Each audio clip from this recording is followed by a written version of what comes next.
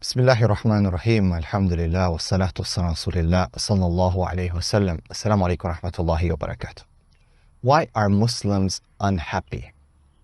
Why, despite the amount of social media presence, mashayikh, speakers who are sending and recording motivating videos, motivational speeches, quoting Quran and Sunnah, why are people still not happy? What's going on in our community, in our ummah, around the world? And what have I realized? What have I seen personally? This is my opinion. You guys can put your comments, inshallah, and let me know what you think. Especially, I would like to know the opinion of new Muslims and their experiences in the Muslim community. As for me, I've been blessed to travel around the world, about 40 countries or so, and many Muslim countries, working with them, not just going for, just to check things out or just to go around and take a few pictures. Like actually going there, doing certain things, lectures, projects, staying, living in some places, understanding the culture. And I was able to dig deep inside in the community and understand the problems according to what I see. Okay, I'm giving that disclaimer, but I'll try to use the evidence to justify that or to reinforce that. So why are Muslims, who are supposed to be the representative of Allah on this earth? Let's take it back to the basics to understand. So Allah subhanahu wa ta'ala has created this amazing earth with this beautiful nature. He refers and he tells us these are ayat. Inna fi khalqi samawati wal ardi wa ikhtilafi al-layli wal nahari la ayat uli albab. For those who reason, who think, what? الذين يذكرون الله قياما وقعودا وعلى جنوبهم ويتفكرون في خلق السماوات والأرض. They ponder the creation of Allah subhanahu wa ta'ala, standing, sitting, laying on their sides. And then he says, رَبَّنَا مَا خَلَقْتَ هَذَا بَاطِلًا سُبْحَانَكَ فَقِنَا عَذَابَ النَّارِ. Oh Allah, you did not create this for play, right? Praise be to you. Protect us, save us from the punishment of hellfire. When we look at the earth and the world, and non-Muslims love to, National Geographic point these things out, right? It's always like, wow, Mother Nature and all these things, right? But it is a sign for us that this is the truth. It is a sign for us that this is our abad, this is our place that Allah has created for us. So we have to be in line with this fitrah. But why? What's the point? So that we understand that Islam is the truth. When we look at this tree, when we look at this nature, the animals, and so on, everything is a sign that this is the truth. It helps human beings, Bani Adam and Banat of Adam, to submit. Islam means peace. This is what I've been brainwashed at the beginning of my Islam, always after 9/11, because it was a reactionary movement by people to always highlight the peace part of Islam. Islam is peace, right? Because why? We're scared of the criticism of the non-Muslims, as if we have to apologize for 9/11 like it was our fault. That's another story I'm not going to get into right now. But Islam is submission to the will of the Creator. And that's why human beings are not happy. The Muslims, brothers, sisters, Arabs, non-Arabs, Somali, Africans, you name Indians and Pakistanis, Bangladeshis, the ones living in the UK and Australia, Canada, USA, with their different communities who have made their own cultures now, second generation, third generation, grooming their own imams to give them their own fatwas, their own custom-made things. All these people in the end, when you look at them, they're not happy. As soon as things don't go their way, things go different. And you can see it. The problems, the scandals, the fitna, the arguments in our communities, the keyboard nights, the people pushing and attacking labels, pseudo this, pseudo that, neo this, neo that. Everyone is just at each other's neck. And in the end, everyone's checking how many followers they have on social media, how many people are on their side, and the followers. Even if you show Qala Allah, Qala Rasul, this person is wrong, look at the evidence. No, he's my sheikh. No, we love him. No, we will stand by you through thick and thin. No matter what you do right, you do wrong, you do something bad, we will stay by you. Okay? So what has happened with the concept of following truth? يا الذين آمنوا اتقوا الله وكونوا مع الصادقين. Right? Where you believe fear Allah and be with those who are truthful. What has happened with وَقُلْ جَاءَ الْحَقُّ وَزَهَقَ الْبَاطِلِ? We don't care about, whether if truth comes and knocks out falsehood. It's about where I feel good. It's a hedonistic Islam. And I don't mean Islam as in Islam, but what we have come up with, our version of Islam, American Islam, Indian Islam, Pakistani Islam. What's our culture, brother? Sudani Islam. And then we see in the past 20 years, the changes that have taken place. The past 2 decades, the huge changes that have taken place in our community, all towards more freedom, more liberalism. People are asking for, we want to be happy. Sheikhs and imams are giving lectures on how to be happy, how to enjoy your life, how to have a very beautiful monogamous marriage with a wife that is happy with you, and you should obey her, and you should make her happy, and you should enjoy your life with your husband, who is sitting in the house and changing diapers all the time, and he's washing half of the dishes, and he is, Allahu Akbar. Is there something wrong with washing dishes? Or something helping in the house? No, that's not what I'm saying. I think you understand what I'm saying very clearly.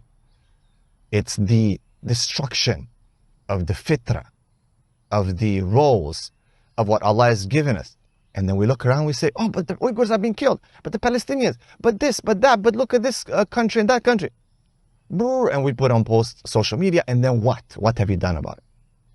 Have you actually talked about it properly? Have you actually tried to hit the fulcrum of the infection, the source of the problem? Yeah, you raise awareness, good, but then what? What you gonna do about it? Right? Nothing. People just complain, this cause, this problem, that problem.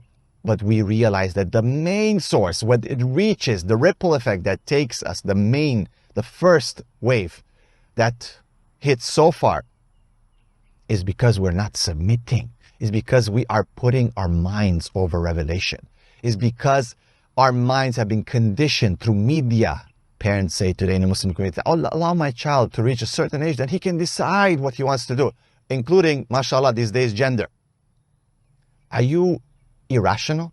Do you not understand that till you allow them till that age, he's been already conditioned from everything around him, the environment, TV, media, i.e., friends, you name it. And then you are the last one to show up and say, my son, now you can make your own choice. Would you like to be Muslim? I've taught you Islam. Or you've seen Islam, now you can see Islam. I believe Islam is the truth. So when you open the Quran, you will truly believe it. 100%. You've never read it before. You've never been taught before. Now you open it. A guy opens the Quran and says, I don't believe in this. Are you kidding me? Brothers and sisters, the problem is we are not submitting. The problem is we have put our emotions over our minds. I've been following channels on social media. They attract a lot of followers because it gives them what they want. And I remember being with Sheikh Abdul Qadir. I'm not going to say who because then people, but anyway. And this is almost 10 years ago when one of these sheikhs went rogue and started talking about and almost encouraging people, confusing people in the Western communities. And we were talking about the demand-supply Islam term. Demand, supply. The awam, the regular people, are demanding because of being pushed by society, by culture, to have a very soft version of Islam. Remove anything that's going to challenge the status quo, that's going to challenge falsehood, which is all around us. Don't think that you live in America, Canada, US, or Malaysia, or wherever you are, that somehow this is okay, it's a good society, first world country. Look, we have stipends, we have social help, we have this, we have that. Ya Allah, come on. So, demand supply Islam. It has just taken over, and now we are seeing the products of that, where people are ashamed of the sunnah of the Prophet ﷺ.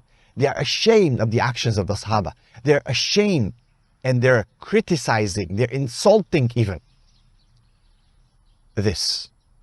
Changing the deen, changing the hadith, changing the text by interpretation, and slowly it will be by tahrif. يحرفون كلام الله. They will change the actual text. It is coming. Interpretation is already out there. People have come up with so many interpretations, including mainstream sheikhs, Surah Nisa, and others. They're trying to reinterpret now, trying to find all kinds of dig back in anywhere in the background, the hadith and so on, to try to find excuses for what they're trying to say. So we need to reassess those issues as a community, and we need to pay attention, because it might cost us not only our minds, not only this dunya, but the akhirah. The akhirah. And if we don't wake up, and we don't submit, as Ibrahim and his son submitted before he was about to slaughter him, because Allah ordered him to do something that didn't really make sense to him. If we don't submit, as the Prophet ﷺ submitted, if we don't submit, as Prophet Isa submitted, and other prophets, Ayub, and others, Musa, Adam, Noah, when he lost his son, Ibrahim, when he lost his father. If we do not submit, we start inventing, I think maybe he could be in Jannah. Maybe because my father is my son, maybe, I think we'll find some article by this institute who's going to justify that I think there's a chance he can be in Jannah. Or I think he's in Jannah. Because why? Because emotionally we cannot accept this test, the fact that, yes, some of our beloved ones might be in Jahannam. Okay, and no matter how much we've tried and we've done our best, or maybe we didn't, this is the reality. This is what Allah has made, and we have to accept it. Do you think it was easy for Noah to lose his son? Think it was easy for Ibrahim to lose his father? Think it was easy for Lut to lose his wife? But Allah tells us, ضَرَبَ اللَّهُ مَثَلًا. He gives us the example to learn. But we don't want to learn, because we don't want to submit. Because submission means that you might be wrong and Allah is right. Because it might mean that you have to change yourself. You have to change your mentality. You have to stand against the community and the wave and the current that's coming towards you. Everyone blaming. I leave you with Allah telling us about the people that He loves, that He replaces people by.